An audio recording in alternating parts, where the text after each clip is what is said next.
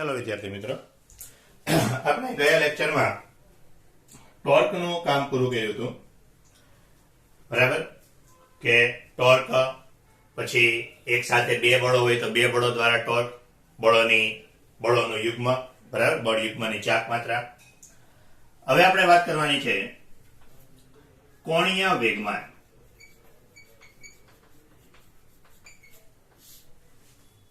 તો કોણીય વેગમાનની અંદર જેમ આપણે રેખીય વેગમાન ભણી ગયા હતા, એ રીતે જ્યારે પદાર્થ ચાક ગતિ કરતો હોય ત્યારે જે એનું વેગમાન હોય એને એનું કોણીય વેગમાન કહેવાય.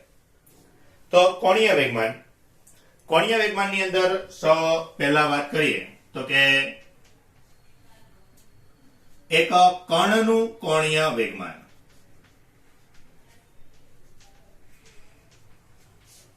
બરાબર કે કોણીય વેગમાનની અંદર કર્ણનું કોણીય વેગમાન. બરાબર, તો કે કોણીય વેગમાન કોને કહેવાય? જો અહીંયા કે બધું પહેલા જેવું બહુ કોમન જ હોય છે. જેમ આપણે ટોર્કની અંદર વાત કરી હતી, ટોર્ક એટલે શું હતું? એક પ્રકારનું બળ. તો કોણીય વેગમાન એટલે એનો સંબંધ રેખીય વેગમાન સાથે હોય છે. પેલા આકૃતિ કોમન એના જેવી જ લેવાની કે ધારો કે કોઈ એક કણ P r ત્રિજ્યા ધરાવતા વર્તુળાકાર માર્ગ પર ગતિ કરે છે. હવે આપણે ભણી ગયા હતા કે આવી રીતે કોઈ પણ ધારો કે પદાર્થ છે, આ કણ ધારો કે આ માર્ગમાં ગતિ કરતો હોય તો ત્યાં એનો વેગ, એનો રેખીય વેગ કઈક એને સ્પર્શકની દિશામાં હોય.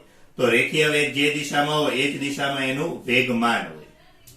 કણ ધારો કે એ વેગ, બરાબર, એ જ દિશામાં એનું વેગમાન હોય. તો વેગમાનને અહીંયા પાછળ તરફ લંબાવવાનો. ધારો કે આ ખૂણો 90 નો બને છે. બરાબર, એને શું કહેવાય છે? આને કોણીય વેગમાનની કાર્ય રેખા. બરાબર, એ આપણે આગળ ભણી ગયા હતા. કોઈ પણ સદિશ હોય, સદિશને આ રીતે પાછળ તરફ લંબાવો તો એને શું કહેવાય? એની કાર્ય રેખા. અહીંયા A, અહીંયા નામ આપી દઈએ B, અહીંયા નામ આપી દઈએ C. જો ધારો કે આ ખૂણો 90 નો છે એવું થોડીક વાર ધારી લો. બરાબર, તમે એ રીતે દોરજો જેથી 90 નો ખૂણો લાગે. તો કે આકૃતિમાં ધારો કે કોઈ પણ કણ A ઉગમ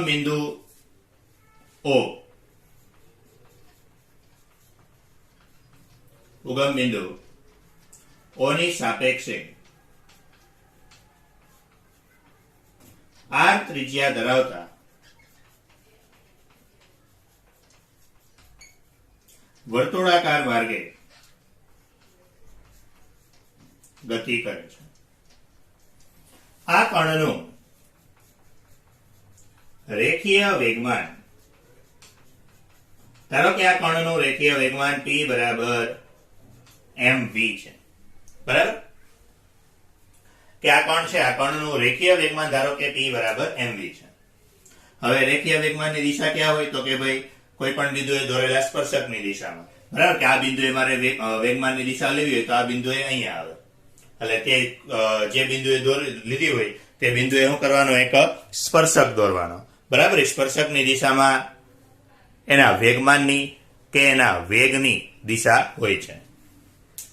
તો કે આની અંદર કણનું રેખીય વેગમાન. તો કોણીય વેગમાનની વ્યાખ્યા પહેલા તો શું થાય કે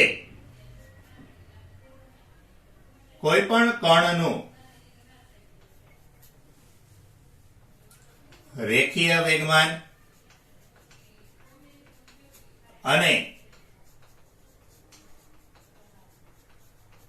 તેની કાર્યરેખાના સંદર્ભ બિંદુની સાપેક્ષે લંબ અંતરના ગુણાકારને તે કણનો કોણીય વેગમાન કહેવાય.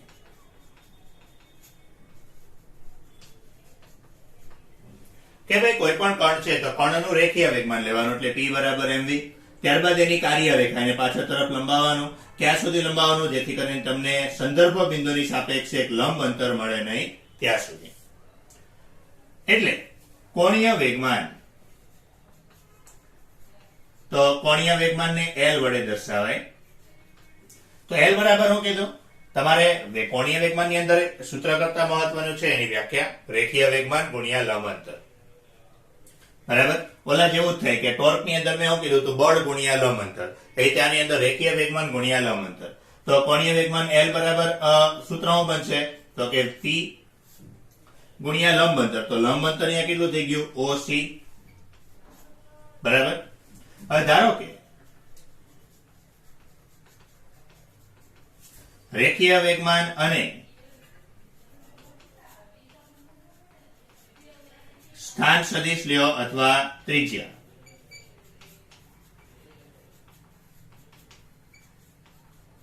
એ બંને વચ્ચેનો ખૂણો થીટા છે. બરાબર? ધારો કે r અને p વચ્ચેનો ખૂણો થીટા. જો એ થીટા હું અહીંયા નહીં લઈ શકું, કારણ કે અહીંયા એનું પુચ્છ છે અને અહીંયા એનું સોરી આ એક સદિશનું શીર્ષ છે અને એક સદિશનું પુચ્છ છે. તો પુચ્છ અને શીર્ષ વચ્ચે ક્યારેય ખૂણો ન બને. એટલે ખૂણો બનાવવા માટે શું કરવું પડશે?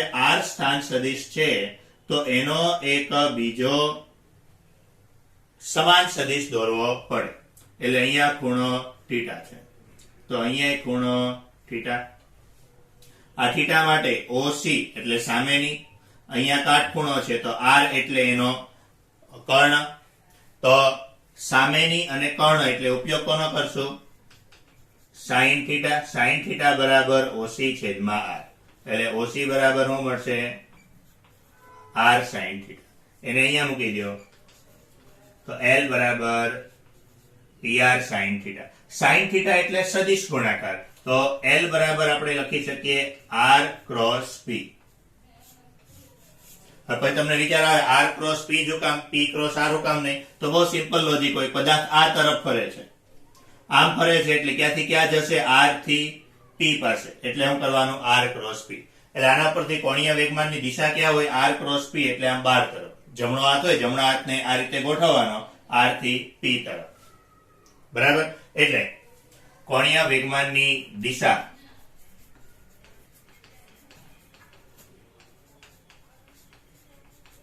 R અને P થી બનતા સમતલને લંબ હોય છે.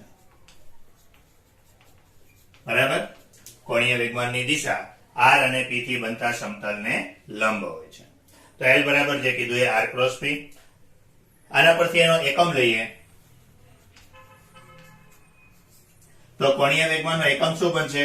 P વેગમાન. વેગમાનનો એકમ હોય તો કિલોગ્રામ ઇન્ટુ મીટર પર સેકન્ડ. બરાબર? એ તો આપણે આગળના ચેપ્ટરમાં ભણી ગયા હતા કે વેગમાનનો એકમ કિલોગ્રામ ઇન્ટુ મીટર પર સેકન્ડ અને R એટલે મીટર. તો કિલોગ્રામ મીટરનો વર્ગ પર સેકન્ડ. આના પરથી એનું પારિમાણિક સૂત્ર લઈએ તો પારિમાણિક સૂત્ર m1 મીટરનો વર્ગ L2 સેકન્ડ ઉપર જશે એટલે t-1. બરાબર? અને એના જ ઉપરથી બીજો એકમ એ બનશે કે આ m1 L2 t-1 છે તો એક કામ કરો અને t-1 વડે ગુણો, t-1 વડે ભાગો. તો હવે આ શું બનશે? t-1 એટલે t-2, t-1 ઉપર આવશે એટલે t1. તો m1 L2 t-1 એટલે જૂલ ગુણ્યા સેકન્ડ. એટલે આના બે એકમ બનશે, કિલોગ્રામ મીટર સ્ક્વેર પર સેકન્ડ અથવા જૂલ ઇન્ટુ સેકન્ડ. બરાબર? બીજી તો ખબર પડી જાય કે કોણીય વેગમાન સદિશ રાશિ છે. અને જો આપણે જે પણ કહી લીધું છે બધું સંદર્ભ બિંદુને અનુલક્ષીને લીધું છે. માટે કોણીય વેગમાનમાં સંદર્ભ બિંદુનો ઉલ્લેખ અનિવાર્ય છે. બરાબર? તો આ કોણીય વેગમાન માટે. હવે કોણીય વેગમાનનું સૂત્ર જે તમે જોયું કે L બરાબર R cross P. R cross P છે એટલે સદિશ ગુણાકાર છે. તો પછી કોણીય વેગમાનનું જો મૂલ્ય શોધવું હોય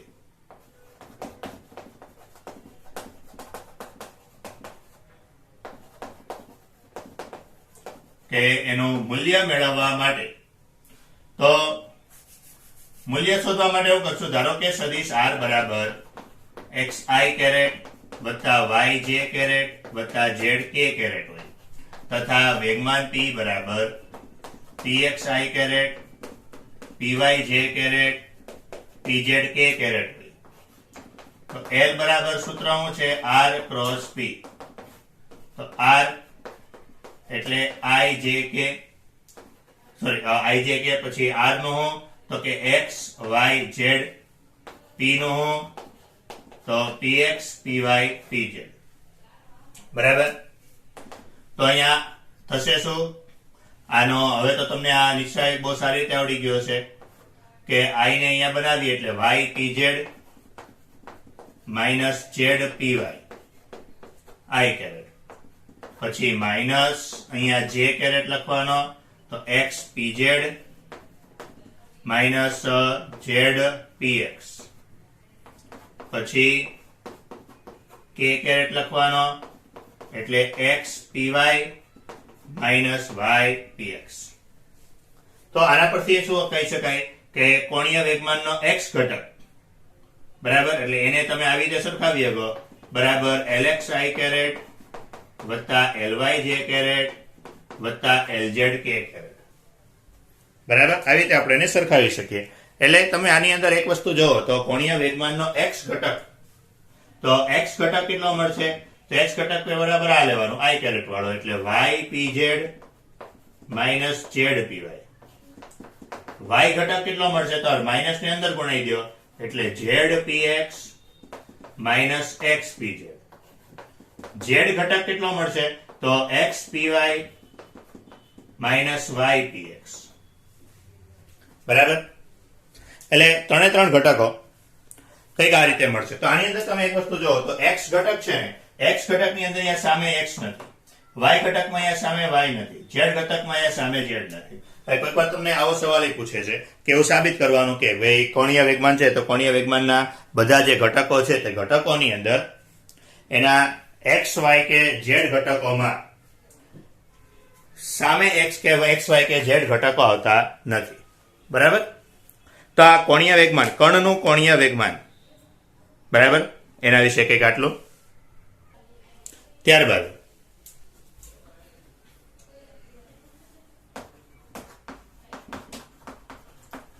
કોણીય વેગમાન અને ટોર્ક વચ્ચેનો સંબંધ. જેમ આપણી પાસે રેખીય વેગમાન અને બળ વચ્ચેનો સંબંધ હતો F બરાબર dp by dt, બળ અને રેખીય વેગમાન વચ્ચેનો સંબંધ હતો, એ રીતે ટોર્ક અને કોણીય વેગમાન વચ્ચેનો સંબંધ છે. બરાબર, તો ચાલો એ સંબંધ મેળવવા માટે કે r જેટલો સ્થાન સદિશ અને p જેટલું રેખીય વેગમાન ધરાવતા કણનું કોણીય વેગમાન, તો એનું કોણીય વેગમાન શું આવશે? L બરાબર r ક્રોસ p. આવો આપણે ભણી ગયા હતા. બરાબર, ચલો ત્યારબાદ એનો સમયની સાપેક્ષે વિકલન કરો. તો સમયની સાપેક્ષે વિકલન કરો એટલે L નું થઈ જશે તો dl by dt, r એમને રહેવા દો, વેગમાન નો dp by dt વત્તા r નું વિકલન p એમને રહેવા દો. તો આના પરથી શું મળશે? dl by dt બરાબર r ક્રોસ, હવે dp by dt એટલે બળ F, dr by dt એટલે વેગ v. હવે એ સમજો, વેગ v અને રેખીય વેગમાન p.